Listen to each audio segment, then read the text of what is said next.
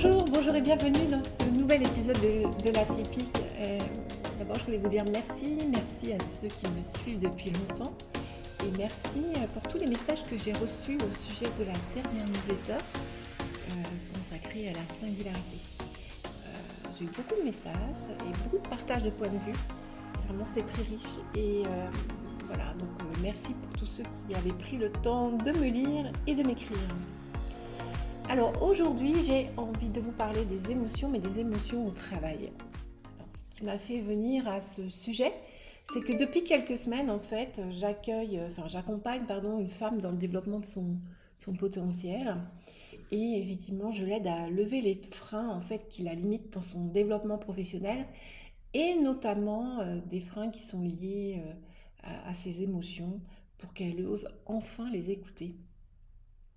Et je suis certaine qu'elle n'est pas la seule. Et du coup, d'abord, elle vit mal le fait de ressentir de façon intense des émotions.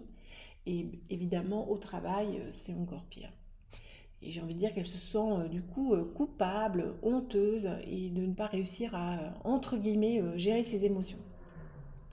Et donc, j'ai vraiment envie de traiter de ce sujet parce que je me suis rendu compte que, effectivement, vous étiez parfois nombreux à me dire: «Oh là là, mais Isabelle, je suis peut-être hypersensible», comme si ça vous permettait de vous excuser et de mettre des mots sur cette forte émotivité. Alors, justement, avant de rentrer dans le sujet des émotions au travail et de comment en fait, concilier émotion et travail plus sereinement, je voulais quand même vous préciser une chose qui me paraît importante. Ressentir des émotions fortes ne signifie pas que vous êtes hypersensible. En effet, je constate que le qualificatif hypersensible est parfois, voire souvent, utilisé à mauvais escient par effectivement des personnes qui se trouvent confrontées à une difficulté pour accueillir leurs émotions au travail ou dans leur vie d'ailleurs. Or, l'hypersensibilité, ça a été quelque chose qui a été défini de façon très précise par Hélène Aron, qui est psychologue et chercheuse américaine.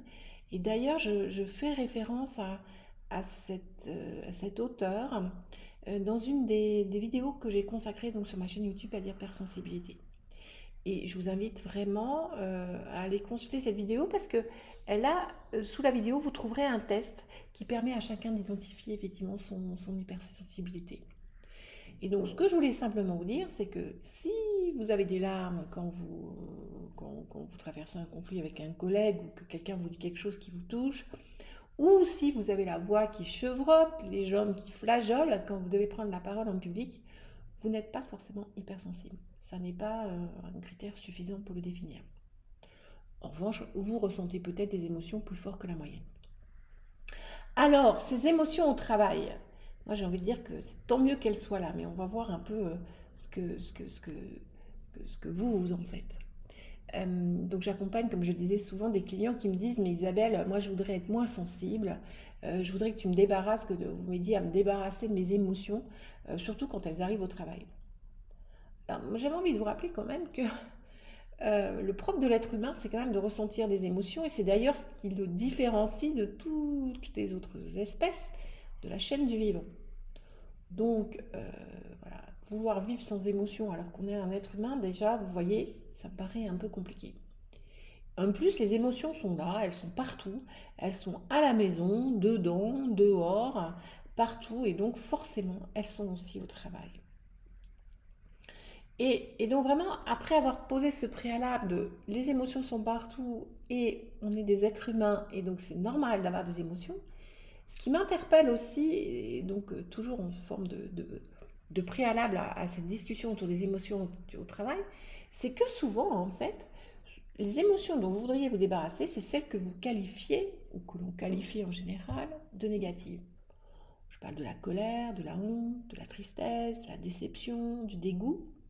En revanche, j'ai rarement des gens qui me disent Isabelle, débarrasse-moi de la joie, de l'enthousiasme ou du plaisir. Comme s'il y avait des bonnes ou des mauvaises émotions. Et si vous m'avez lu depuis septembre ou octobre, vous vous rappelez peut-être que j'avais fait une newsletter autour de la colère pour en fait réhabiliter toutes les vertus de la colère.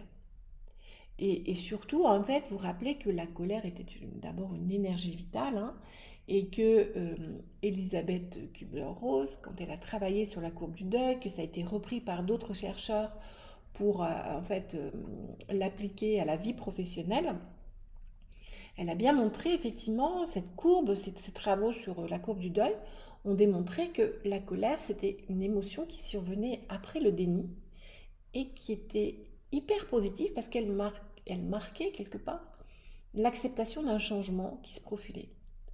Tant que je ne suis pas en colère, je suis toujours dans le déni ou dans la dépression, je suis clairement pas en train de changer de projet.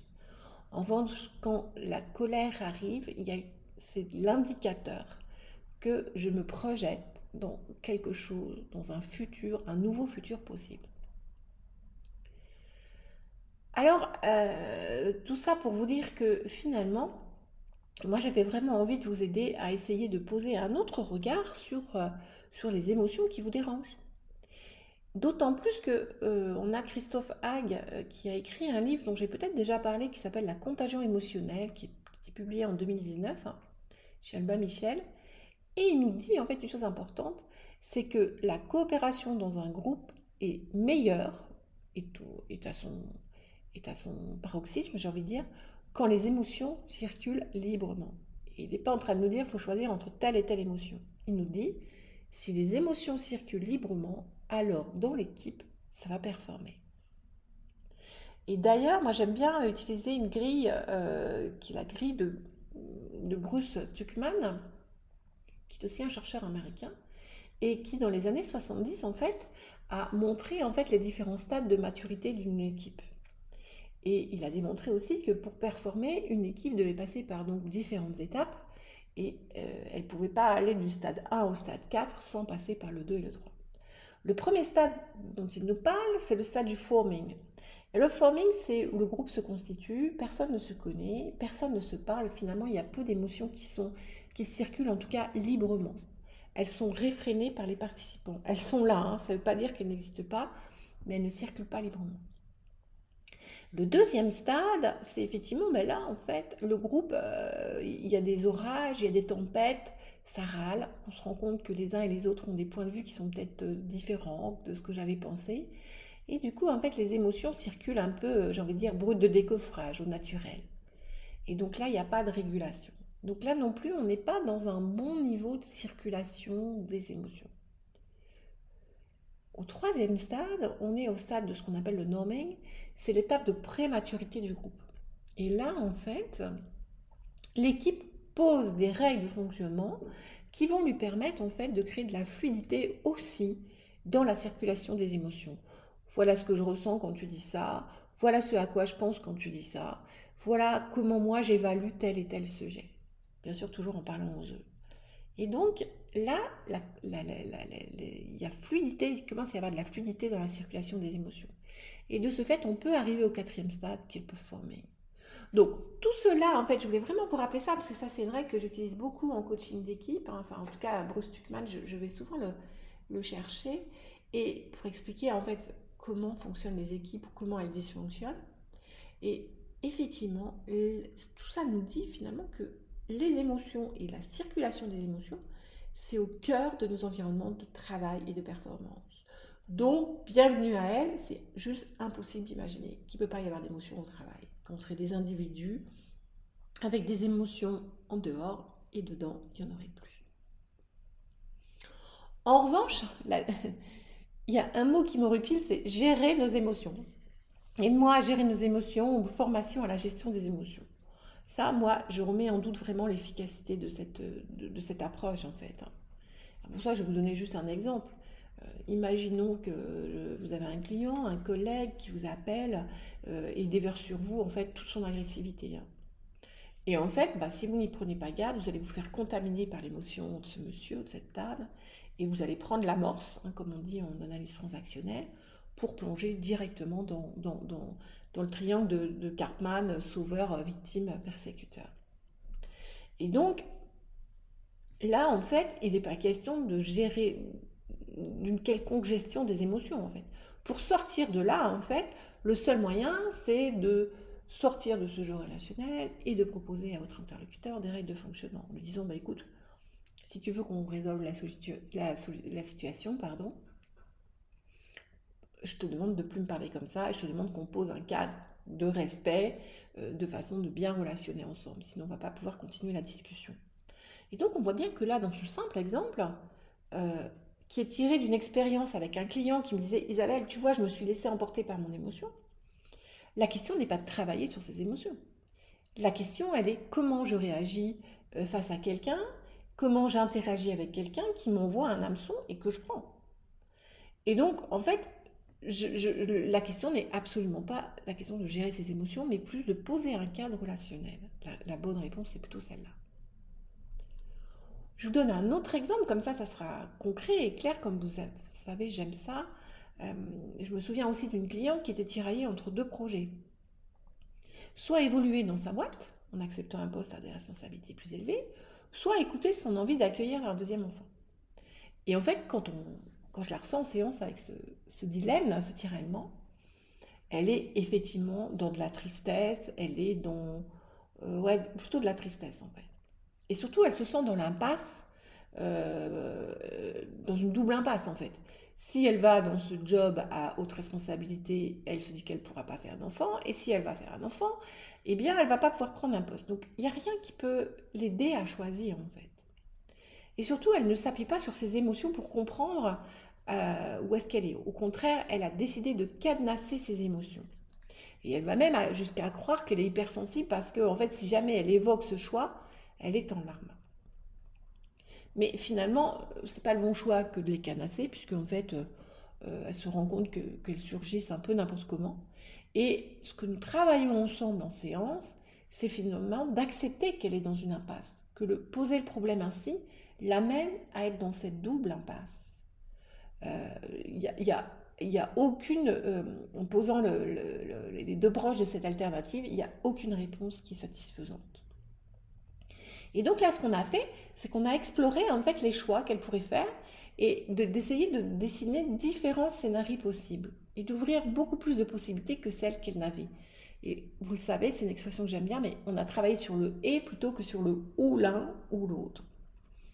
Et puis, je lui ai demandé aussi de regarder finalement, d'oser regarder en face les incidences de ses choix et d'essayer d'identifier donc les émotions qu'il y a derrière.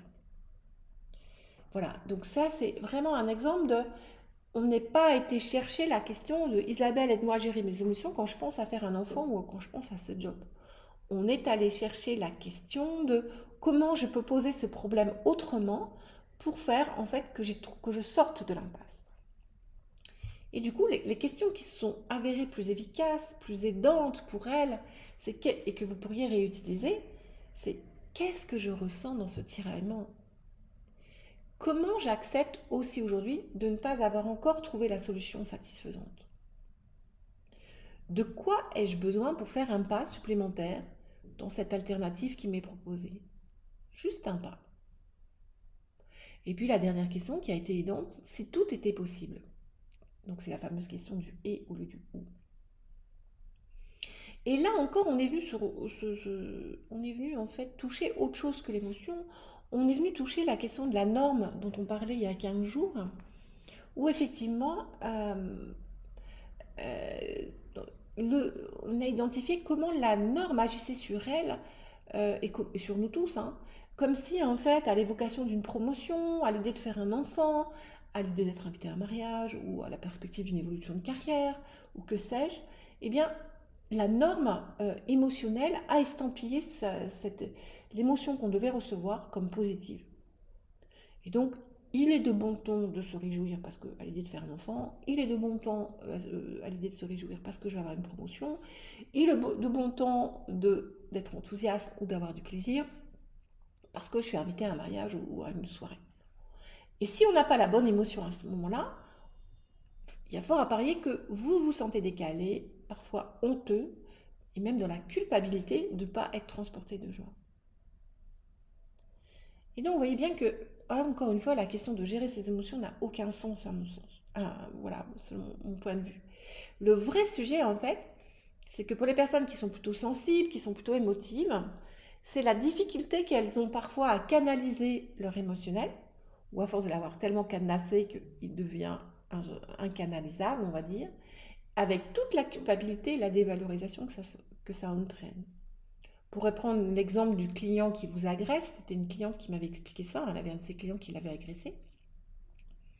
Donc elle lui avait répondu voilà, sur le même niveau. Et du coup, la culpabilité, c'est pourquoi je me suis mis en colère, je suis incapable d'accueillir quelqu'un qui est agressif, voilà, ou pour quelqu'un qui avait changé de boulot et qui n'avait pas envie en fait de changer de boulot, mais j'arrive pas à me réjouir de cette opportunité d'évolution, je la vois pas comme une bonne nouvelle. Qu'est-ce que j'ai qui va pas en fait? Et encore une fois, je sais pas être de là où on m'attend. Et je comprends cette difficulté dans le contexte professionnel parce que, euh, on en a déjà parlé, les systèmes, les organisations sont des systèmes extrêmement normés, hein, et qui sont fondés sur quelque chose que l'on appelle l'homéostasie. L'homéostasie du système, c'est une façon de fonctionner pour que, en fait, il ne soit jamais remis en cause, hein, et qu'il soit toujours à leur état initial. Et donc, en fait, le seul but, c'est d'assurer la performance, hein. Et donc, si moi, je ne rentre pas dans la norme émotionnelle qui est attendue par rapport à tel ou tel input, on va dire, eh bien, du coup, je me sens décalée, je me sens pas comme les autres, je me sens rejetée, je me sens, voilà, et je suis de nouveau dans la culpabilité. Alors oui, c'est vrai, on n'est pas tous égaux face aux émotions. Et peut-être que vous êtes quelqu'un qui pleurait plus facilement que d'autres. Moi, je sais que je suis une pleureuse, hein, c'est ok avec ça. Je le suis moins maintenant, mais je l'ai beaucoup été, hein. Mais en tout cas, moi, ce que je vois aussi, pour accueillir voilà, de plus en plus de clients dans des questions de souffrance au travail, de burn-out, de résignation, mais aussi la question du sens, de retrouver du plaisir, etc. Tout ça, ce sont des questions qui émergent de plus en plus dans le milieu professionnel, qui touchent aujourd'hui, alors on a dit pendant longtemps que ça touchait la jeune génération, les millennials, donc nos enfants ou la génération juste avant nos enfants. Moi, j'observe que ça touche de plus en plus tout le monde, qu'on ait 40, 50, même 60 ans. Aujourd'hui, la question du sens, la question de la souffrance au travail sont des vrais sujets. Et donc, ça montre que quelque part, il y a besoin que l'organisation prenne en compte cette question de l'émotionnel au travail. Et donc, voilà, il y a quelque chose qui bouge et c'est tant mieux. Évidemment, c'est pas encore ça. Alors me direz-vous, c'est bien Isabelle, tu as planté le décor, mais comment du coup concilier émotion et travail plus sereinement? Alors évidemment, moi je pense que vous l'avez compris, qu'il n'est pas question de les bannir dans notre environnement professionnel, mais en fait de leur permettre d'avoir leur juste place. C'est toujours une question d'équilibre au final. Alors la première piste que j'ai envie de vous donner, c'est d'oublier l'expression gérer ses émotions. Saverio Tomasella, que j'invite le 11 mai, hein, donc qui est un chercheur, un psycho, qui est un psychanalyste, qui est un conférencier, qui est auteur de nombreux livres autour de l'hypersensibilité et de la sensibilité, de la haute sensibilité, pardon. Il explique que en fait, l'expression gérer ses émotions vient de l'anglais et en fait, ça a complètement appauvri le sens original de la formule. Il nous rappelle qu'en fait, on ne peut pas gérer des émotions. On gère un budget, on gère un projet, on gère un compte en banque, des entrées, des sorties, mais on ne gère pas les émotions, ni les nôtres, ni celles des autres, en fait. Et donc, cette expression est vraiment bullshit, en fait. Elle nous induit en erreur. Et elle nous amène à croire qu'on pourrait le faire et qu'on pourrait maîtriser nos émotions. Moi, je vous propose, en fait, de remplacer ces mots par des expressions plus en phase avec le pouvoir qu'on peut avoir sur elles. Donc déjà, c'est celui d'accueillir ces émotions. C'est d'apprendre à composer avec elles. C'est d'apprendre à traverser par elles. C'est d'apprendre à les contempler, à les identifier. Ça, c'est une première piste que j'ai envie de vous donner. Laissez tomber cette expression et trouvez la vôtre, mais qui est dans une posture plus d'accueil et de conscientisation de l'émotion qui vous traverse. Une autre piste, c'est d'écouter votre corps. Alors, je sais que c'est compliqué pour vous, parfois, qui êtes beaucoup dans le mental, mais je vous propose en fait simplement d'apprendre à mieux ressentir vos émotions. L'émotion, c'est comme un espèce de signal qui traverse le corps, et donc l'émotion, elle va poursuivre un chemin dans votre corps. Et donc vous allez avoir des sensations, vous allez avoir des perceptions. Et donc souvent, je propose à mes clients qui ont du mal hein, avec ça, de faire un simple exercice en séance. Prendre un verre d'eau. Prendre un verre d'eau pendant la séance de travail, pendant que vous êtes devant votre ordi, que sais-je, et sentir l'eau qui circule et nommer en fait les effets que ça vous fait, donc sur les lèvres, dans la bouche, sur le subgestif, etc. Essayez, voilà, c'est frais, c'est froid, c'est agréable, c'est désaltérant, ça vient m'étouffer. Essayez d'identifier tout ça. Plus vous allez vous entraîner à écouter les signaux que vous envoie votre corps, mieux vous percevrez l'arrivée de l'émotion. Comme je dis très souvent, en fait, le corps, c'est avant la tête. Hein. Et donc, vraiment, c'est est-ce que j'ai plus chaud là? Est-ce que je commence à transpirer, à rougir? Est-ce que je me frotte les mains? Est-ce que j'ai le cœur qui palpite? Est-ce que mes jambes commencent à bouger sans que je m'en rende compte? Voilà, tous ces signaux corporels vous indiquent qu'une émotion est en train de vous traverser. Et donc, c'est se relier au corps pour détecter l'émotion et l'identifier. Pourquoi? Parce que quand vous faites ce chemin de conscientisation, en fait, il y a quelque chose qui s'apaise dans l'émotion qui vous traverse. La troisième chose que j'avais envie de vous dire, que je vous ai déjà partagé à travers la roue des émotions, mais là je vous donne une autre clé de lecture, c'est que derrière une émotion se cache toujours un besoin. Il y a beaucoup de chercheurs qui ont établi des liens de cause à effet entre les émotions que nous ressentons et les besoins que nous ne satisfaisons pas. Donc si vous avez besoin, vous pouvez retourner voir cette roue des émotions, elle est sur LinkedIn dans les posts que j'ai publiés, et puis dans une des précédentes, dans la newsletter d'octobre, vous la retrouverez. Mais pour approfondir cette notion de besoin, vous pouvez aussi aller vers la communication non violente, bien sûr. Et puis aussi, moi j'aime bien utiliser la grille de Berne, puisque vous savez que je suis formée à l'analyse transactionnelle et je continue à me former. Et elle nous dit, en fait, Berne nous dit quoi? Il est beaucoup plus succinct que la CNV. Il nous dit qu'on a 3 grands types de besoins, en fait. On a un besoin structuré, donc le temps, notre vie, nos projets. On a un besoin de reconnaissance, être reconnu, exister aux yeux des autres, être apprécié des autres. Et puis on a un besoin de stimulation, physiologique, physique, intellectuelle. Donc pour lui, il appelle ça des soifs. On a 3 grands types de besoins, en fait. Et donc je vous invite vraiment à essayer de regarder quand une émotion vous arrive au travail, quand vous avez votre manager qui passe dans la pièce et qui vous dit pas bonjour, eh bien, allez voir en fait effectivement qu'est-ce que ça provoque comme émotion chez vous et comment vous pouvez prendre en charge le besoin qu'il y a derrière. Il y a forcément, je pense, un besoin de reconnaissance. Okay. Et donc vous verrez dans la newsletter prochaine, je vais vous parler beaucoup du besoin de reconnaissance. Et je vous aiderai à aller chercher en fait effectivement des solutions par rapport à ce besoin-là. Ok? Voilà. Donc la quatrième piste, la troisième piste, c'est vraiment effectivement quel est le besoin qui se cache derrière mon émotion. La quatrième piste, c'est vraiment d'arrêter de vouloir passer en force, vouloir à tout prix nier les émotions, les gérer, les modifier, les refouler. C'est vraiment un terreau fertile à la déception et à la culpabilité.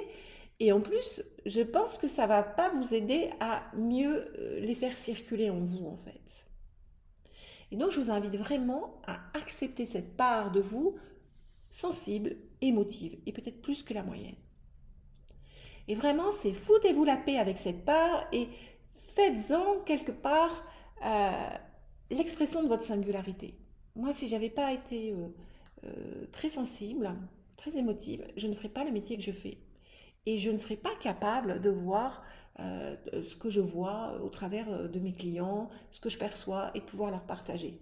Et donc je ne serais pas capable d'avoir cette conscience émotionnelle, cette conscience de moi, de ce qui est en train de se passer. Donc faites preuve d'empathie, de mansuétude vis-à-vis de vous-même, comme vous le feriez pour un ami.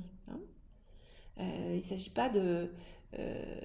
ça ne fera pas disparaître complètement vos émotions, on est d'accord, mais en tout cas, ça va vous aider à diminuer leur débordement. Et c'est ça qui pose problème, c'est pas l'émotion en fait. Enfin, la cinquième piste, c'est que j'avais abordé rapidement et que vous pouvez retrouver dans une newsletter autour des jeux de pouvoir en entreprise, c'est la question des jeux relationnels et de tout faire pour éviter les jeux relationnels. Ressentir des émotions au travail, c'est normal. Il y en a partout. Elles se propagent. C'est Christophe Hall qui dit que l'émotion et contagieuse, hein. Et donc, mais ce à quoi vous devez prendre garde, c'est plutôt aux réactions générées par vos émotions et celles des autres, et aux jeux relationnels, au duo de relations que vous allez former avec votre N+1, vos collègues, etc. Si une relation est conflictuelle, si un échange se passe mal, observez si vous rentrez direct dans le fameux triangle victime bourreau persécuteur. Prenez le temps d'observer les émotions et faites un pas de côté. Hein, rappelez-vous, hein, dans une relation, si moi je change quelque chose en moi, alors la relation peut changer. Ok? Si je refuse d'entrer dans le jeu relationnel, si je suis dans une posture adulte, plus neutre, si je fixe de nouvelles règles de fonctionnement, alors la relation va évoluer. Et peut-être que la personne en face changera, mais le but n'est pas là. Vous serez beaucoup plus en paix et plus apaisé. Voilà, j'espère que cette newsletter, un peu plus longue que d'habitude peut-être, sur le thème des émotions au travail, vous aura aidé, que vous arriverez à les percevoir sous un autre angle. Moi, j'ai vraiment envie que vous réconciliez avec, que vous arrêtiez de vouloir les gérer, que vous en fassiez une force pour votre développement personnel et surtout et également professionnel.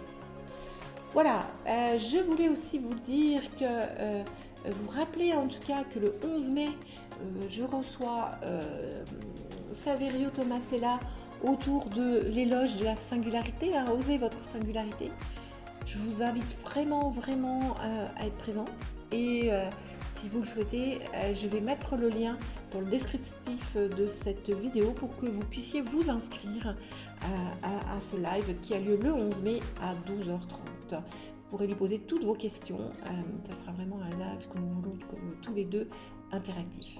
Voilà, je vous souhaite une belle journée et je vous dis à bientôt pour un prochain numéro de l'Atypique.